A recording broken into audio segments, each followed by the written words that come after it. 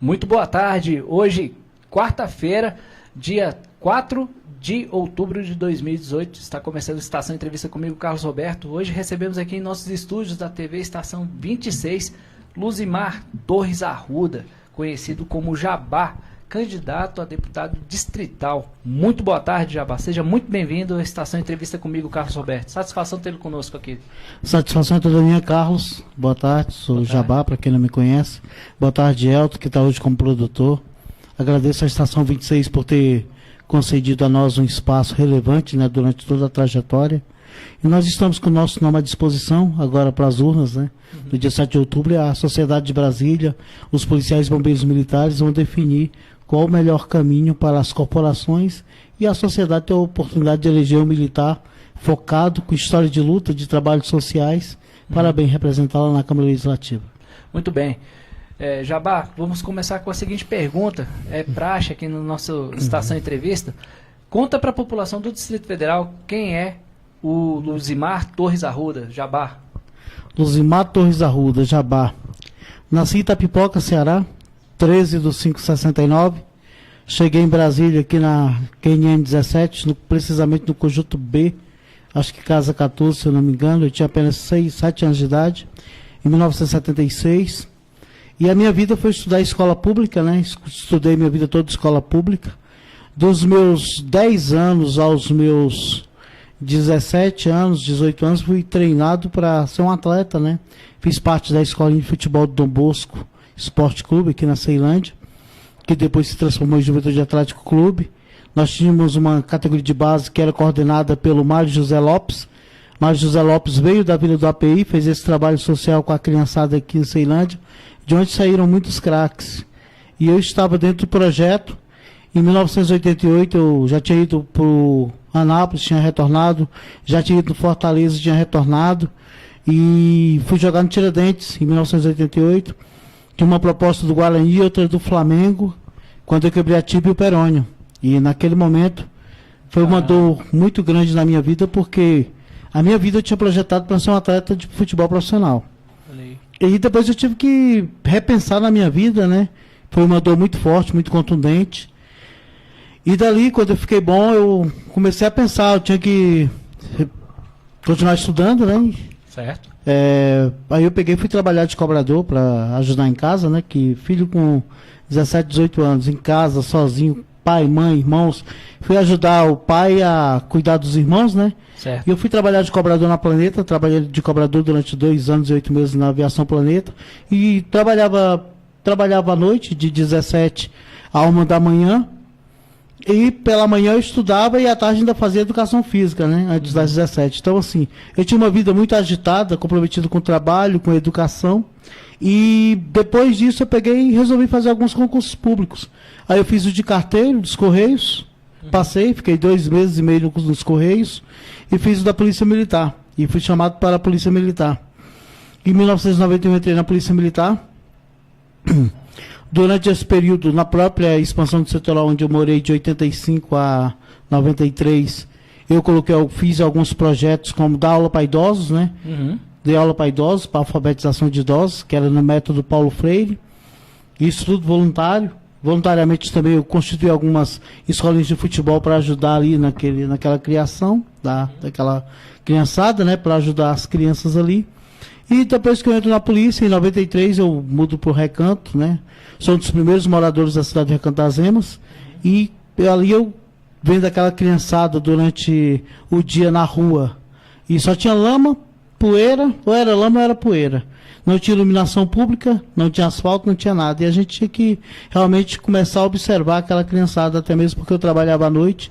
Eu vinha fardado para casa. Naquela época os policiais não andavam armados. Os policiais andavam desarmados. Então, eu tinha que cuidar daquela criançada, ou então aquela criançada futuramente eu poderia ser vítima delas, porque a garota estava enlouquecendo, fazendo o que não deve, e aí eu fui cuidar daquelas crianças. Aí eu conversei com a diretora da escola, fiz um convênio. Eu tinha mais de 400 alunos fazendo escolinha de futebol comigo. Vendo esse trabalho, né, o administrador do Recanto, o doutor Silva, na época, eu chamo de doutor porque ele é advogado de formação, mas ele era sargento da polícia. Ele pegou e me chamou para trabalhar, para constituir uma guarda mirim na administração do Recanto das Emas. Constituir a guarda mirim Passei 4 anos trabalhando com essa criançada na Guarda Mirim, onde pegamos aquela criançada com índice de reprovação em 84%. 84, 86%. Nós deixamos com 14% a redução, com 14% o índice de reprovação. Então nós fizemos um trabalho social durante essa minha vida toda. E na corporação, desde 93, sempre atuei militando nas questões da polícia. Certo. Em 92 eu já estava brigando pelo MUP, Movimento de Unificação de Polícias, que a gente queria muito unificar as polícias naquela época, que nós éramos muito maltratados. E algumas questões, ajudamos alguns parlamentares da corporação, como João de Deus, Patrício, Marco Lima, e chega um momento que você tem que despontar, né? Verdade. E chegou o momento do governo PT não cumprir nenhuma das promessas de campanha. Eu liderei a Operação Tartaruga, que todo mundo fala, Operação Legalidade, que eu digo que é a Operação Legalidade, a partir do momento que você faz tudo aquilo dentro de um contexto, para que a sociedade venha a ver como que é a Polícia Militar, qual a importância dela no cenário. Nós estivemos ali à frente daquele movimento reivindicatório, que colocou a categoria em outro patamar, em respeito da segurança pública. Então, a gente tem um trabalho, a gente tem um legado, tem um histórico muito grande, que o eleitor ele pode vislumbrar na gente uma pessoa capaz de fazer um bom trabalho, representar bem a sociedade e a corporação. Muito bem. Jabá, você pergunta o seguinte, aqui no início da nossa programação, a respeito do seu histórico, né, curricular, contar o seu legado, e agora as perguntas serão dentro das suas propostas para deputado distrital. O que você tem de propostas aqui para a cidade de Ceilândia? No caso, o maior colégio eleitoral de Brasília. Ceilândia é onde eu fui criado, né? Ceilândia é a cidade que eu conheço muito. E a peculiaridade de Ceilândia, primeiro nós temos que organizar essas cidades, né, que foram recém-criadas e trazer para cá mais segurança, né? Hoje eu não posso ter apenas 2 batalhões, mas os 2 batalhões, se você olhar, o efetivo não é o efetivo de um batalhão. Certo. Então nós temos que olhar para a área da segurança pública. Segundo, a questão da escola. Eu não posso ter na Ceilândia uma escola que todo aluno sabe cantar qualquer rap, mas não sabe cantar o hino nacional. É verdade. Começa a inversão de valores por aí. Então nós temos que tratar de valores, trazer uma educação de qualidade para a Ceilândia, porque o deputado distrital ele é muito importante no contexto que ele vai conversar com o secretário de Educação. Sim. Eu, deputado eleito, eu vou marcar uma audiência com o secretário de Educação e vamos debater currículo, até mesmo porque eu sou pedagogo de formação. Eu sou pedagogo, tecnólogo de educação, docente do ensino superior e eu tenho uma formação militar. Então eu acredito que hoje, se nós quisermos uma escola com qualidade, nós temos que manter a hierarquia, a disciplina, dar ao professor autonomia. Os profissionais têm que ter autonomia, o policial tem que ter autonomia, o médico tem que ter autonomia e o professor tem que ter autonomia, que são 3 segmentos importantes da sociedade: educação, saúde e segurança. Eu não posso ter um médico sendo agredido, como eu já vi esse ano, o médico ser agredido, o professor ser agredido em sala de aula, o policial ser agredido em sua função, não. Nós temos que pegar essas pessoas, tratá-los com respeito, dar dignidade, porque a dignidade para esses profissionais é zelar o que eles têm de melhor, que é oferecer à sociedade a qualidade do seu serviço. Enquanto cidadão formado em Ceilândia, a questão básica que eu vou tratar aqui é educação, segurança e saúde. O hospital de Ceilândia já não comporta mais. Verdade. Águas Lindas está dentro de Ceilândia praticamente. Então, essa área eu conheço muito bem e sei do que eu estou falando.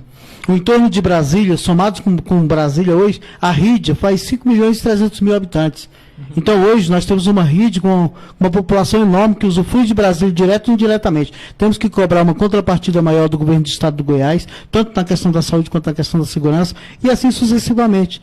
E vamos buscar realmente para a cidade de Ceilândia mais qualidade de vida. Que eu acredito que se nós focarmos nos projetos sociais, trazer educação realmente forte para dentro de Ceilândia, fazer da Ceilândia, por que não trazer uma escola com uma administração, digamos, um convênio entre uma escola com a administração militar com a administração pública, para a gente fazer um preâmbulo ali, o que nós podemos acrescentar no currículo da escola pública. Quem sabe trazer a banda de música da Polícia Militar para dentro das escolas, que é um instrumento de valorização, ampliar o ProERT, ampliar os projetos de escolinhas de futebol, ampliar o debate, o tema trânsito na escola, porque eu vou formar o melhor condutor, eu vou formar o melhor motorista. Então, o tema trânsito tem que estar na escola. Sim, o tema álcool, droga lícita e ilícita tem que estar na escola. Então, eu tenho uma especialização na área, sou especialista em dependência química. Me preocupa muito os jovens hoje que acham que beber é normal e não é normal, porque nós temos que ter idade para tudo. Tudo está sendo muito precoce. Nossos jovens estão sendo metralhados pelo sistema. É o sexo precoce, é o ingerir o álcool precoce. Então, nós temos que realmente cuidar dessa sociedade e mostrar que tem outros caminhos. Muito bem, agora há pouco citamos a questão da saúde, né? E o que o senhor tem de propostas para a Polícia Militar e para a sociedade? Uma vez também, porque a Polícia Militar tem familiares que sofrem, né? Muitas das vezes estão doentes, às vezes vão procurar um plano de saúde, alguma coisa para poder atender. Quais são as suas propostas, candidatos? Primeiro que a Polícia Militar tem uma peculiaridade. A Lei 11.134 prevê que o Estado, em seu artigo 32, ele tem que dar saúde psicológica, física para os policiais, seus dependentes e odontológica. Sim. A Polícia Militar não está conseguindo, o governo do Distrito Federal não está conseguindo custear. E quando tem o recurso, muitas vezes o recurso cai numa conta do governo, e o governo pega esse recurso, usufrui e depois não tem como devolver. Porque é aquela história do cobertor curto. Então nós temos que realmente rever a situação, colocar o centro médico da instituição para funcionar 24 horas efetivamente, para cuidar da saúde dos policiais.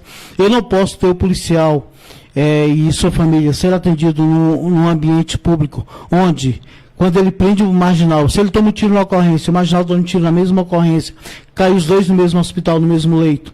Imagina como que isso é um ponto crítico. Então, não é querer que a polícia seja melhor do que outra, mas é porque a polícia é uma situação especial, uma situação diferenciada em relação às outras carreiras. Então, nós temos que tomar esse cuidado.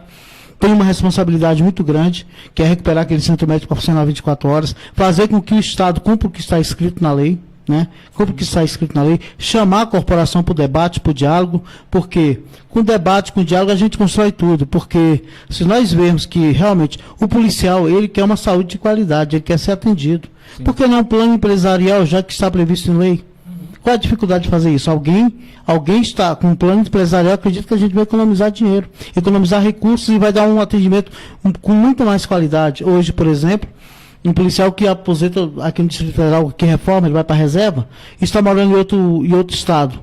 Esse policial não está usufruindo do sistema que ele tem direito, concorda comigo? Claro. Então nós temos que fazer um plano de saúde nacional, pensar realmente num plano de saúde que possa atender a família do policial, e nós temos que tomar medidas a curto, médio e longo prazo. Nunca a gente vai sanar todos os problemas de uma vez, mas a gente vai procurar uma equação que possa trazer para o policial e a família mais, assim, um melhor atendimento e mais tranquilidade.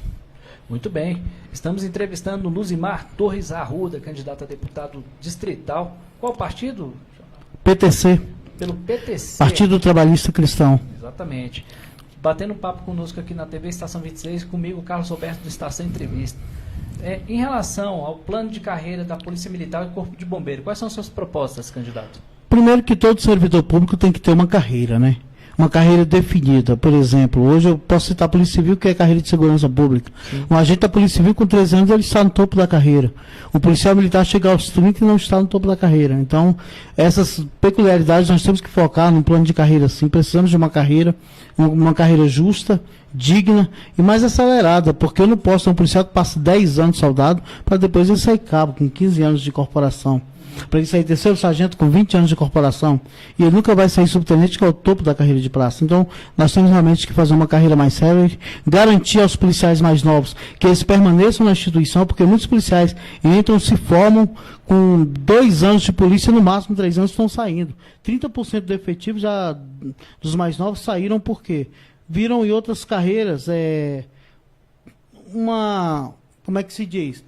Uma esperança melhor de vida, Porque se você vai para outra carreira, porque aquela carreira te oferece melhores condições de vida do que a carreira que você está. Muitas vezes você quer permanecer na instituição, mas não consegue se manter na instituição porque a carreira ela é muito longa, muito incerta, então nós temos que definir em lei a carreira dos policiais militares. Muito bem. Em relação à proposta para os reservas da Polícia Militar? Primeiro, o policial que foi para a reserva, ele já foi com muito prejuízo, Carlos. Eu entrei numa polícia que eu vi o policial passar 30 anos aqui soldado e ir embora soldado.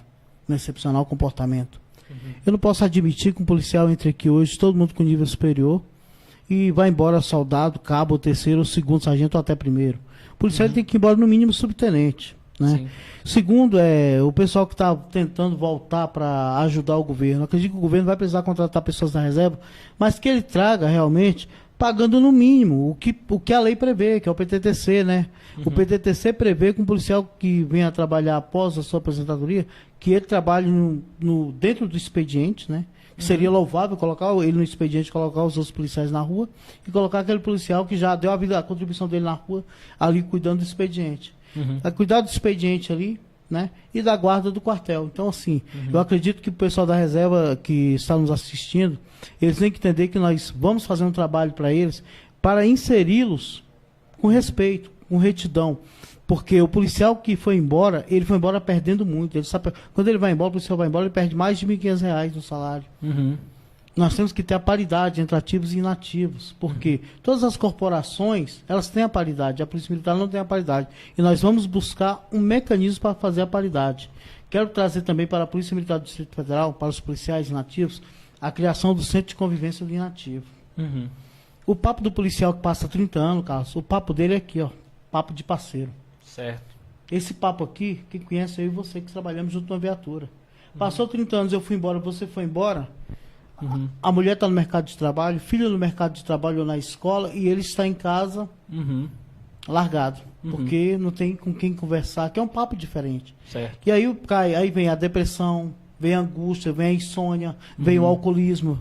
E aí, em média de 4, 5 anos, nós estamos perdendo os nossos policiais muito jovens. Então, Verdade. o Centro de Convivência Inativo visa resgatar a vida do policial, trazer ele para esse convívio, para que seja no momento que possa cuidar da saúde, dar a ele a oportunidade de praticar o esporte, de cuidar de si, porque o que nós vivemos hoje na ativa é uma pressão constante. A pressão constante, ela faz com que o policial ele tenha essa necessidade de um resgate de vida, de um amparo maior. E nessa situação, eu até parafraseio o policial com um cara que é preso. A pena máxima no Brasil é 30 anos, e o policial presta 30 anos de serviço, coincidentemente. Aí você olha, o preso, quando ele sai após 30 anos, ele vai, os que passam 30 anos, ele quer voltar para onde ele veio. O policial com os 30 anos, ele gosta daquilo ali. Ele aposenta, ele gosta, ele quer estar perto. Ele foi uma pessoa que serviu à sociedade a vida toda. Verdade. E é hora da gente cuidar dele. Nós não podemos abandonar. O Japão é uma cultura muito rica porque ela cuida das pessoas mais velhas. Verdade. Então hoje, o brasileiro, ele não cuida bem da mulher, ele não cuida bem dos mais velhos. Não. A juventude ignora a construção daquilo que foi construído. E nós temos que aprender a respeitar o que foi construído, porque ninguém sai do nada, né? Então uma cultura, culturas milenares se sobrepõem porque respeitam. Muito bem. Pergunta do Reginaldo Barbosa. Boa tarde, pessoal. Boa tarde, Reginaldo. Obrigado pela participação. Ele faz a seguinte pergunta: o seu foco é só a Polícia Militar ou abrange as outras categorias? Reginaldo, boa tarde. Agradeço você estar vendo. Meu foco hoje é a Polícia Militar e, obviamente, que eu vou abraçar outras categorias que me procurarem e que precisarem do meu serviço, que eu faço com seriedade. Eu vou te dar um exemplo aqui, uma categoria que sempre me procurou, que foram os motoqueiros, que têm me procurado constantemente, né? Que eu tenho o maior apreço por eles e é uma categoria que eu tenho um respeito muito grande, tenho uma proximidade muito grande. Outra categoria são os instrutores de autoescola, né?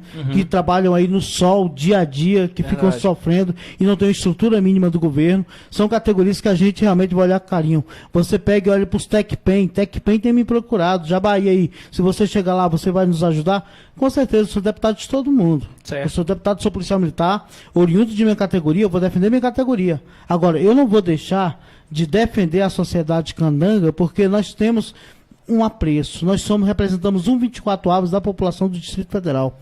Saúde, quando eu cuido da segurança pública, eu estou cuidando da segurança pública de todos. Sim. Quando eu cuido da saúde, eu estou cuidando da saúde de todos. Quando eu estou cuidando da educação, estou cuidando da educação de todos. E outra, o principal foco do deputado distrital. Nós temos que fiscalizar o executivo. Sim. Fiscalizar todas as demandas que existem hoje, que não são aferidas, que não chegam à mesa, né? Que não chega às pessoas. Tudo aquilo que é de serviço público tem que ser fiscalizado. Eu digo, por exemplo, a saúde pública. Tem que ser fiscalizada, a gestão da saúde. O que está acontecendo com a saúde? Qual o recurso que nós temos na saúde? Qual a realidade disso tudo? O DF-Trans. Eu fui cobrador de ônibus. Eu sei o que é ser um cobrador de ônibus. O cobrador de ônibus constantemente ficava ameaçado de ficar sem emprego. Que vai vir aí a catraca eletrônica. Então, a gente sabe que outras categorias merecem nosso respeito, Reginaldo. Eu tenho uma visão muito ampla disso tudo e digo para você, eu vou abraçar quem me abraçar com certeza. E você pode ter certeza que você vai ter um grande representante ali, que eu vou fazer um trabalho justo, reto e digno. Porque eu acredito que Deus é conosco, que a gente vai fazer um baita trabalho.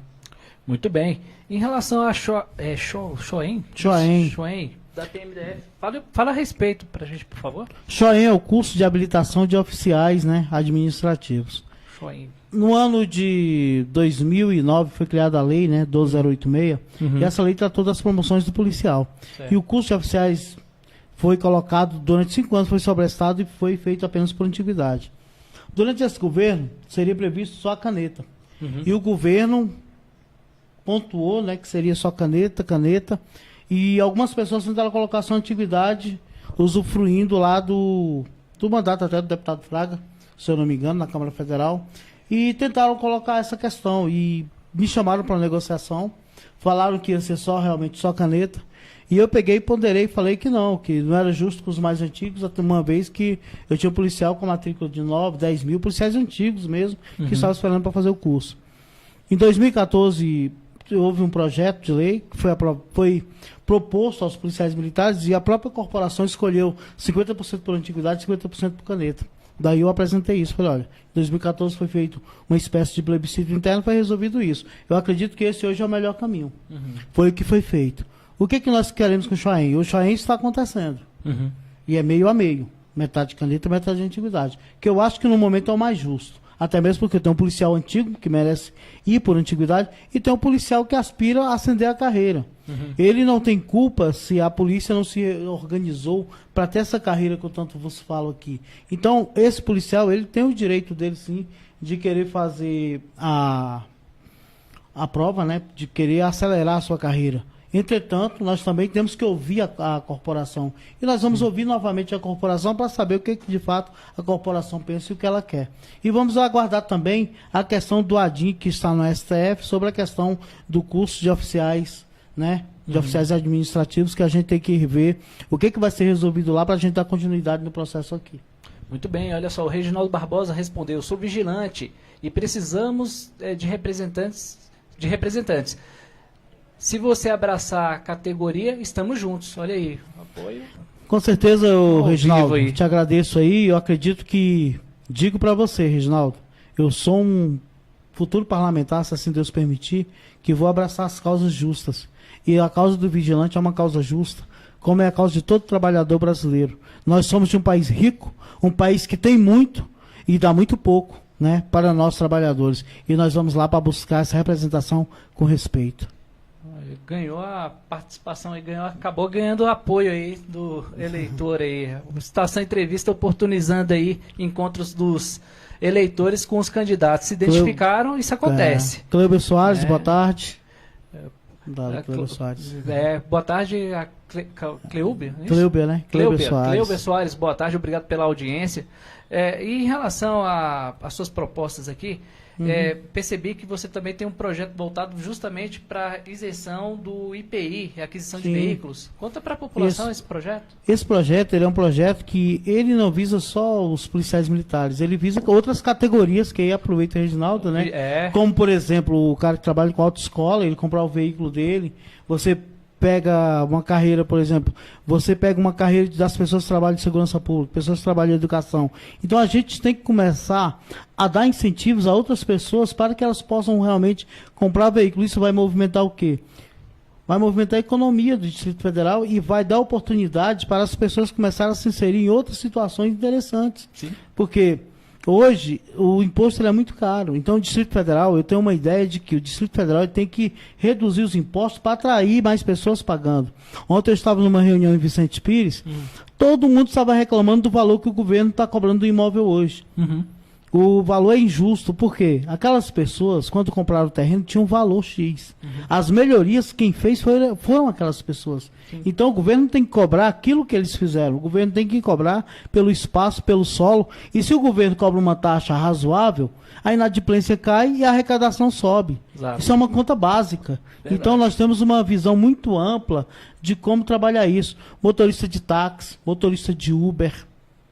Aí você vem aqui nos rapazes que trabalham com autoescola, o vigilante, o policial, o bombeiro, o professor, o médico, Então a gente tem que incentivar essas carreiras que são carreiras que dão para a sociedade um retorno muito amplo, se realmente forem valorizadas. Então a gente vê que o IPI é um dos pontinhos que o governo pode mexer, que a gente pode cutucar para fazer alguma mudança significativa para a sociedade. Dentro desse contexto, o senhor também é a favor de defender nos seus projetos a carga tributária para atrair e gerar emprego e renda, porque são mais de 305 mil desempregados. Né? Mais de 305 mil desempregados.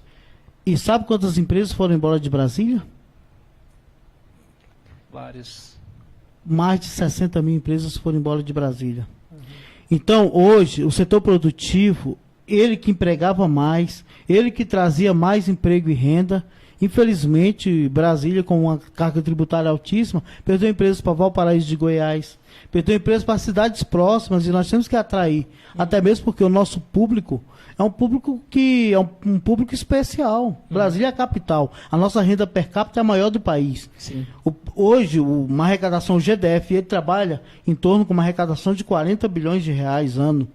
Então, nós temos que fazer com que o GDF ele comece a dar incentivos, trazer novas empresas. Você anda na W3 Sul hoje, a W3 Sul é morta. É verdade. Você anda na comercial, a comercial morta. Então, assim, são lugares que eram ponto X, que realmente eram marcados como é marcada aquela lá de São Paulo, aquela rua lá que o pessoal vai comprar. Isso. De março. Então, por que lá funciona? Porque o imposto lá é mais barato, atrai o comprador.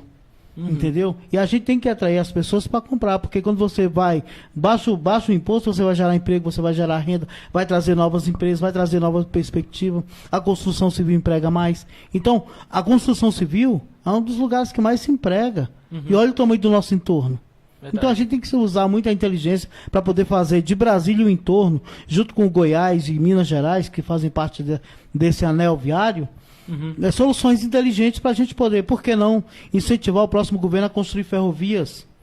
Então a gente tem que fazer um trabalho diferente. Muito bem. Em relação ao fim das multas, a indústria das multas aqui no Distrito Federal, se eleito, quais são o seu projeto a respeito? Primeiro ponto, nós vamos bater nessa questão dos pardais. Certo. Os pardais, em algum momento, nós temos que... O Detran, ele não faz campanha educativa. O Detran faz campanha repressiva. Então, o Departamento de Trânsito ele é feito para organizar administrativamente essa questão, que é a questão do trânsito no Distrito Federal. Certo. E a função repressiva ela tem que ficar em segundo plano sempre. E a questão da indústria das multas, nós sabemos. A arrecadação é muito grande, as vias do Distrito Federal são precárias, e para onde está indo esse recurso todo? Então, nós temos realmente que cobrar, que mudar isso aí, tem que reduzir os pardais no mínimo 50%. E eu vou bater firme na Câmara Legislativa com esse intuito. Vamos tirar pardais, vamos dar educação de trânsito nas escolas, que aí sim nós vamos formar melhores motoristas e nós vamos acabar com a indústria da multa. Muito bem. Em relação à discussão do plenário ser eleito, a criação da lei, que vai disponibilizar a criação de uma faixa de rolamento nas principais vias do Distrito Federal para a circulação das bicicletas. Esse é um trabalho diferente, né? Hoje a mobilidade urbana é um tema do momento, né? E todas as cidades, né, que nós temos aí, eu posso usar o exemplo de Amsterdã, cidades grandes, né, que tem usado muito esse sistema de transporte, de incentivar a população a usar esse transporte. Vou te dar um exemplo. Essa via que vem do PSU para cá, para a Ceilândia, é uma via extremamente transitável de bicicleta. Sim. Entendeu? Como é aquela da Samambaia para Taguatinga. Então, se nós começarmos a incentivar com esses programas, com inteligência, trazer realmente um espaço viário depois de um certo horário, porque é impossível destinar no horário de pico que você sabe que não tem condições, até mesmo pela estrutura que são montadas hoje e as ciclovias como foram feitas. Mas a gente tem realmente plano de apresentar ao próximo governador essas alternativas importantes que vão dar mais qualidade de vida, vão tirar as pessoas do comodismo de falar, vou andar de carro, economizar e fazer uma cidade mais saudável. Sim. Uma cidade mais verde, uma cidade ecologicamente correta. Muito bem. Em relação ao projeto que você tem, que é para justamente fazer a destinação de recursos para custear o futebol amador para incentivar a formação do jovem e a garantia do lazer do cidadão. Hoje, no Distrito Federal, tem um projeto Boleiros que entrou em vigor agora nessa reta final, acredito por causa da eleição. O futebol amador, ele gera muito ele traz, desde que traga a categoria de base, as escolinhas de futebol, fomentar todos os clubes que participaram do Projeto Boleiro tinha que ter escolinhas de futebol. Porque a escolinha de futebol ela é um convívio social. Ela traz para a sociedade um benefício muito grande. Sim. Porque ela pega as crianças, dá o espírito de corpo, traz para as crianças aquela disciplina, aquela coisa boa. Eu sou fruto disso. Certo. Eu sei tanto que o futebol é importante na formação. E eu acredito que o futebol ele é um meio de, como é que se diz? Para o adulto ele é o quê? É um lazer barato.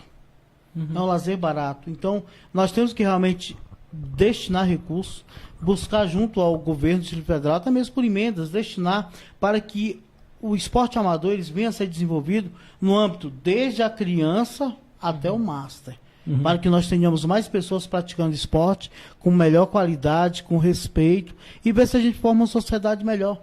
Exatamente. Eu acredito que esse é o objetivo principal. Uma sociedade que cuida da saúde mental, que é a saúde física e psicológica. Você está ali no lazer, você está tendo a oportunidade de cuidar, de se cuidar. Então, é com essa visão que eu venho apresentar essa proposta, que eu vou brigar muito por ela. Muito bem.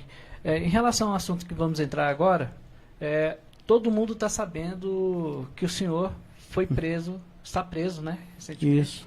E o que levou qual foi o motivo dessa prisão? Explica aí para os nossos eleitores. Eu sou um líder da Polícia Militar, né? Eu sou militar, né, de formação. Como policial militar, eu tenho 27 anos de serviço e liderei algumas manifestações cobrando algumas coisas para a Polícia Militar do Distrito Federal, para os policiais militares do Distrito Federal.